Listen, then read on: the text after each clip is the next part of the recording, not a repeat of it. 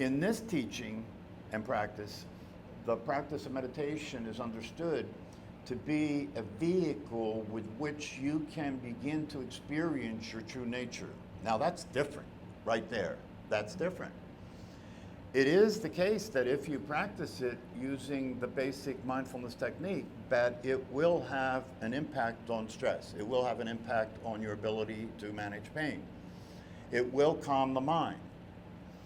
But what this is asking us to do is to take it a little further than that and to get involved in the practice of meditation as an inquiry, as a process where I'm asking a question like, who am I?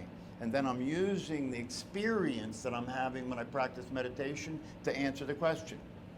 Because the answer I'm seeking is not an answer, a conceptual answer. There are conceptual answers, and the conceptual answers are useful.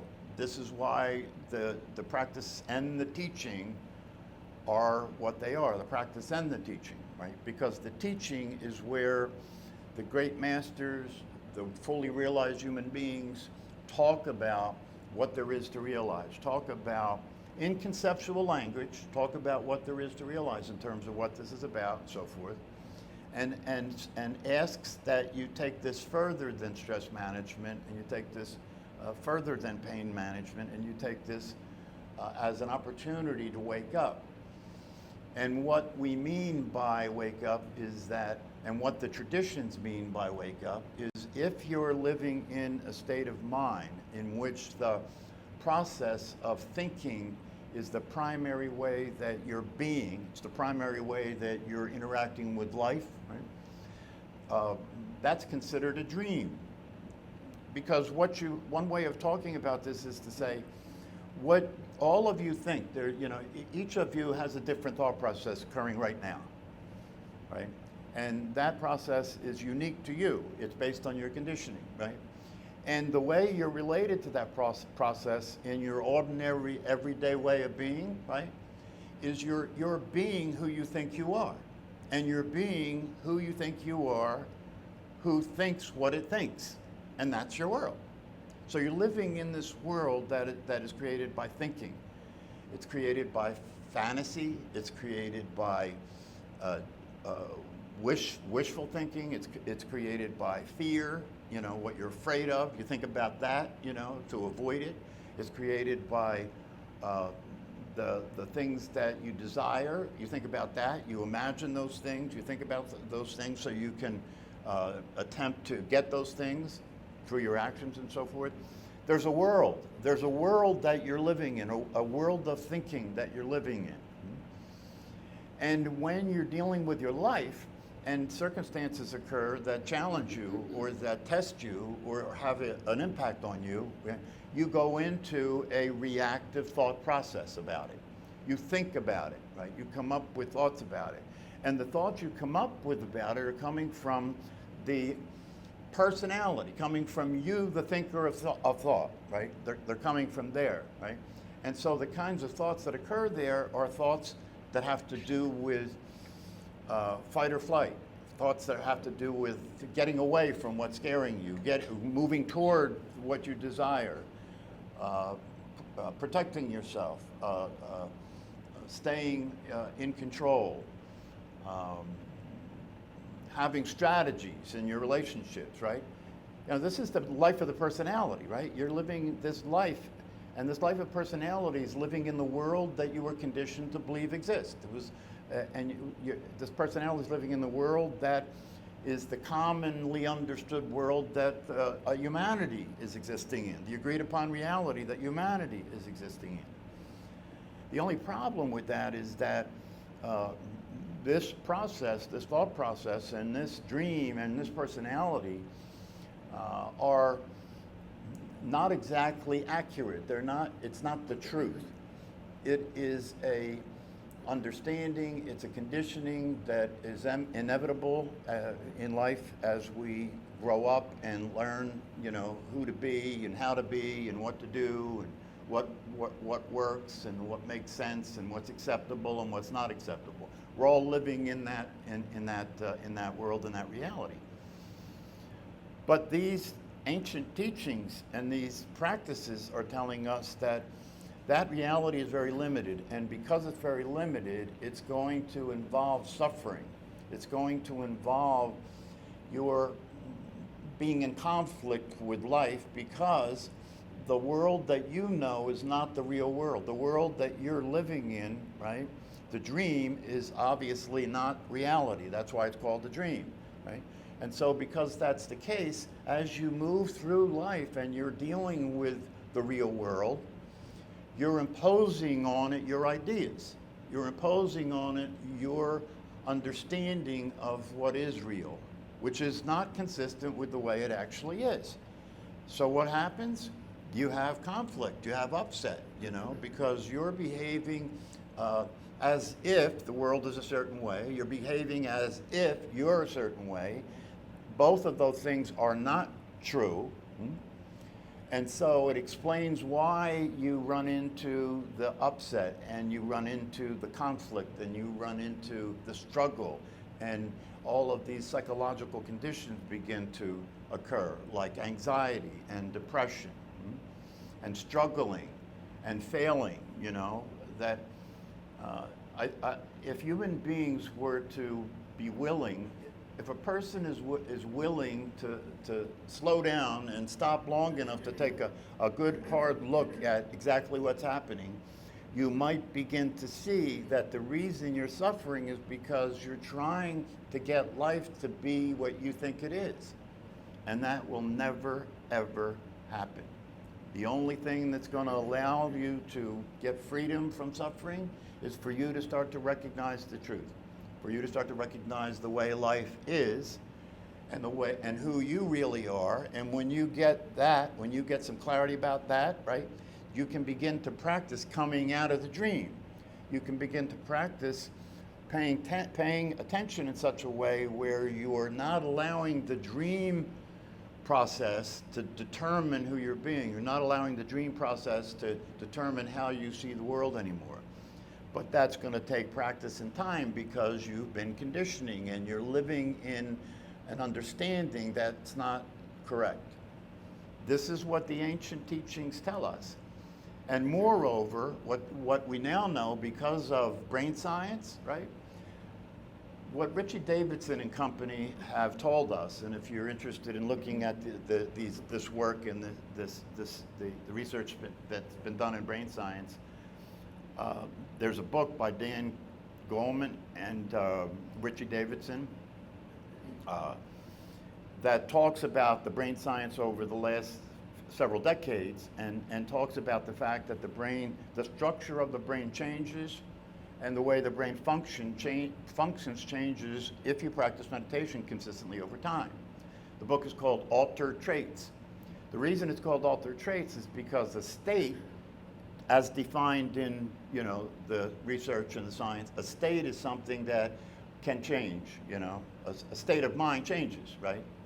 But a trait is permanent. A trait doesn't change. And so the book is called Altered Traits because they're trying to make the point that you can practice something, the practice of which will have your brain change permanently, not temporarily, permanently. So this is a new thing, because one of the things that Richie Davidson is saying, and you can look on YouTube, he's out there doing TED Talks about this, right?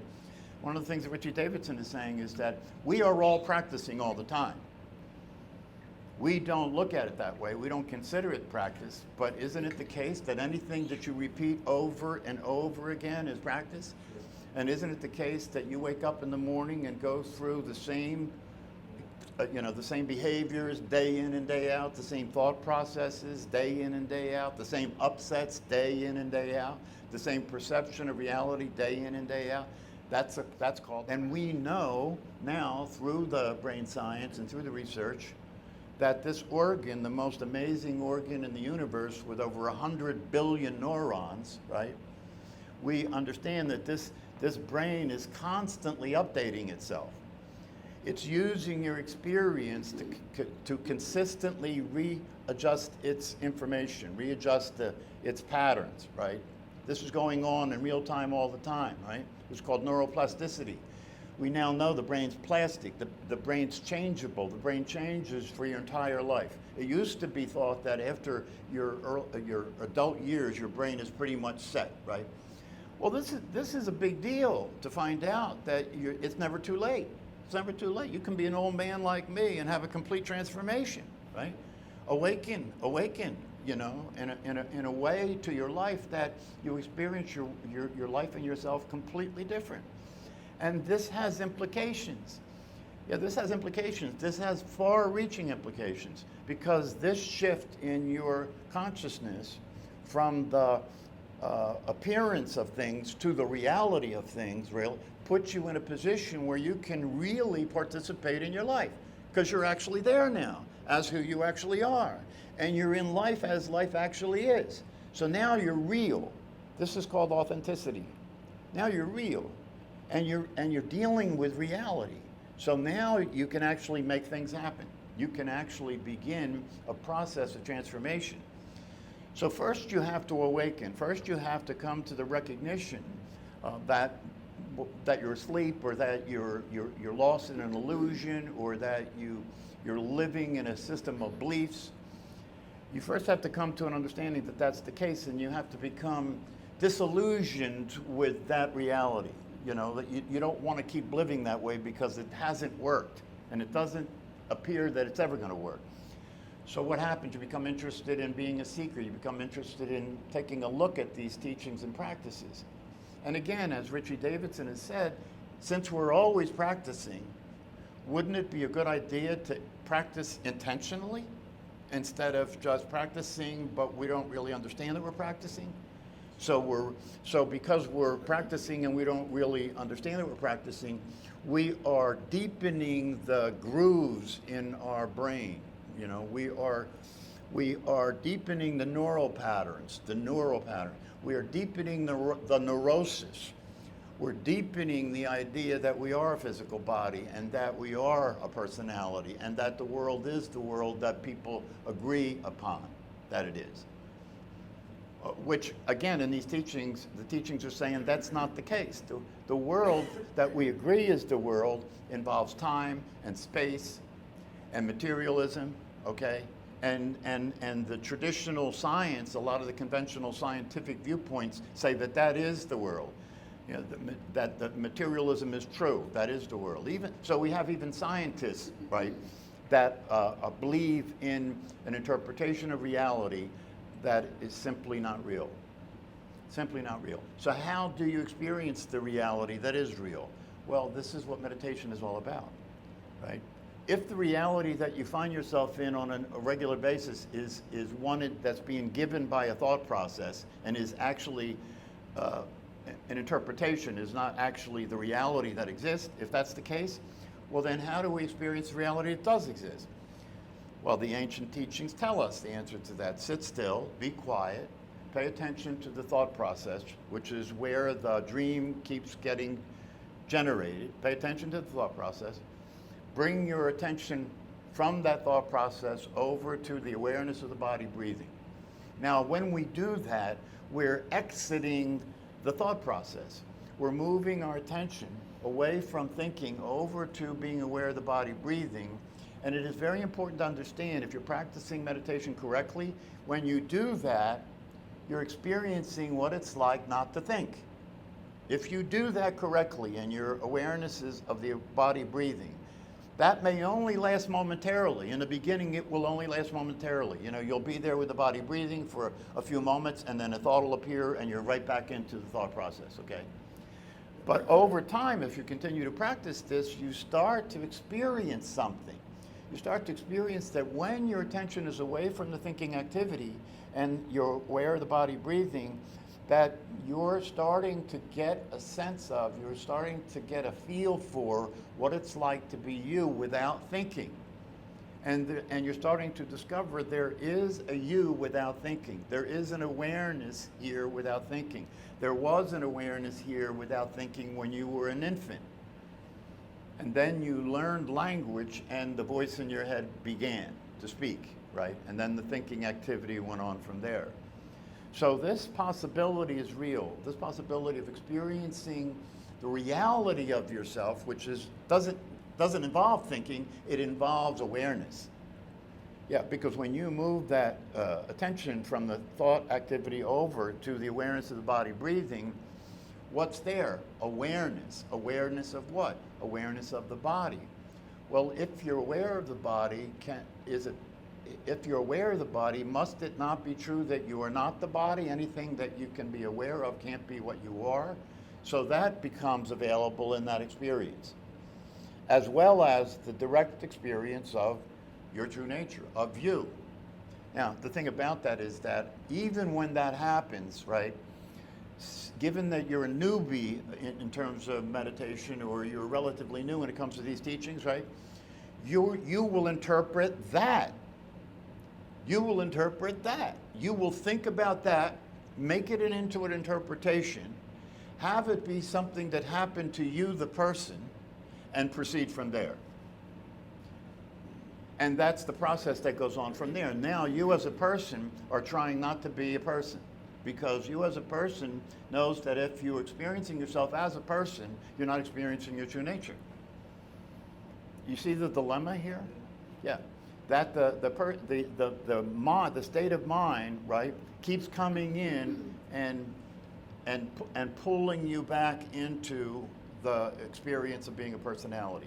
It will do that automatically. That's mechanical. It'll do that. All you have to do is stop being intentional. All you have to do is stop being aware of your attention and stop attempting to move your attention or put your attention where you choose to put it. All you have to do is stop that, right?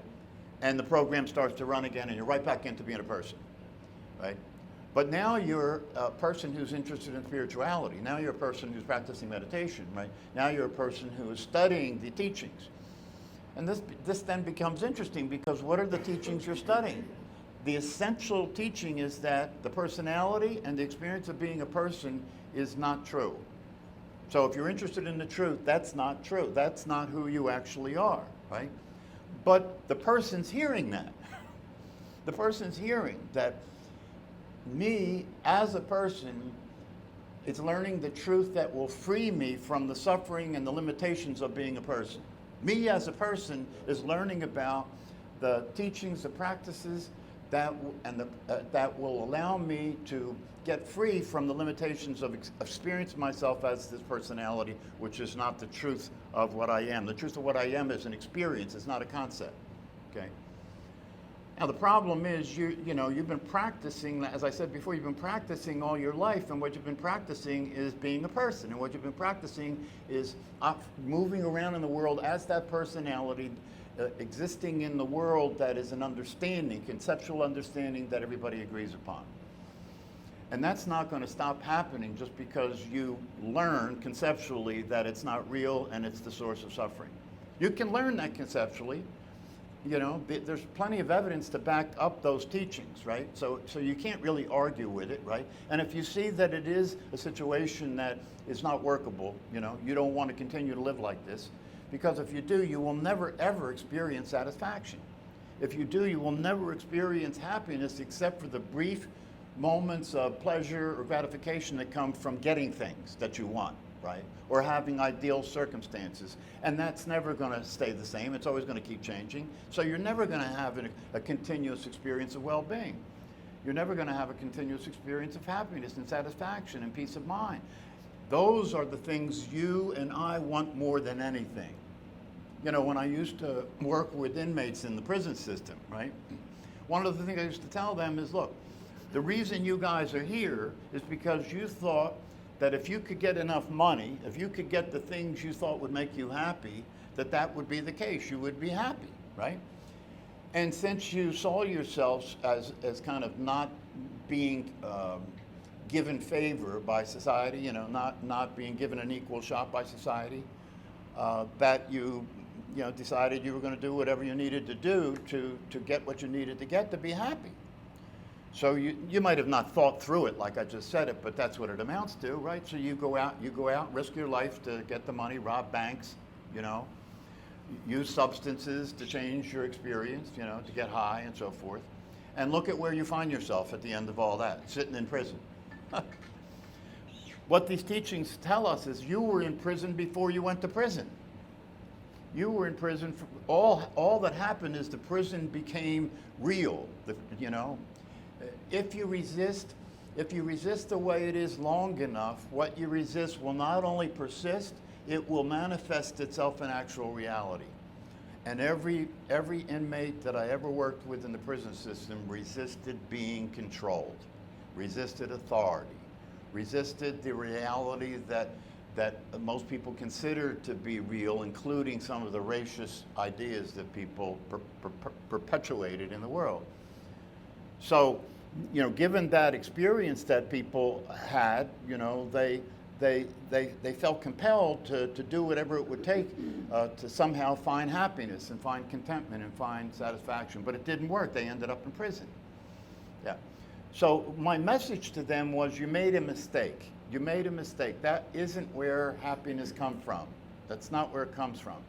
And for guys in prison to hear about these teachings and practices, for them it was like dying and going to heaven. Because what it meant to them was that no matter what happened, no matter what the circumstances you find yourself in right now are, even if it's being in prison, you can still be free. You can still experience being happy. You can experience satisfaction and contentment, right? Because none of that is a function of circumstances, not really. So they were really interested and really practiced. And of course, you can take a prison environment to be a monastery if you want to practice meditation and study the wisdom teachings.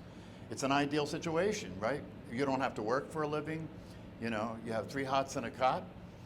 Right? You can turn it into a monastic experience, and a lot of the inmates did, okay? You could turn your own life into a monastic experience. You know, you, a person who's living in society and going through the regular everyday kinds of things, you could turn that into a monastic experience by the way you're attending to it, by the way you're experiencing it, you know, bringing the practice and the teachings into your life as you live your life every day, and start to look, while you're in the process of living, start to look at how does life look, how do I look, how does it work when I'm awake? How does life look, and how am I, and how does it work when I'm awake? And if I'm practicing meditation consistently, and if I study the teachings consistently, I'm going to start having periods of time when I am awake in my life. And when I have that experience of being awake, it's going to allow me to have a direct experience of the possibility. While that might not last, you know, it's spoken of as a foretaste or a glimpse, right? But it's a valid and important experience to have this experience of awakening, because it really makes it clear and makes it certain, gives you certainty about the truth. Because if you're in that experience, you're literally experiencing what it's like to be you. You're literally experiencing the freedom. You're experiencing the peace of mind. You're experiencing the clarity. You're experiencing the alignment with life, where you're now awake in such a way where you can be aware of the thoughts that are in conflict with reality. And you stop giving them attention because they're causing suffering, they're causing conflict, right? So instead of giving them attention, you pay attention to what's happening, let it teach you. Become a beginner, you know, and then one of the statements that is spoken of often is have a beginner's mind. Right? Let life teach you. Just be aware of what's happening in life. Let yourself notice that the awareness is real and the awareness is always here. And without thought, you can experience this awareness with a kind of consistency that at some point, even with thought, the awareness is still present. And you're aware of being aware, even with thought. Once that's the case, you can go to work on your liberation. Once that's the case, you can use the awareness to be a watchdog. You can use the awareness to witness what's going on, so that when you are going off course, when you're getting crazy, when you're being neurotic, when you're believing these unworkable thoughts, when you're following your reactions, you'll be aware of it. And when you're aware of it, the natural thing is to not follow that. It's a natural thing not to follow what doesn't work when you're awake. It's a natural thing. And so you're practicing not following what doesn't work. And what I said earlier, that Richard Davidson talked about practice, that means you're practicing the truth.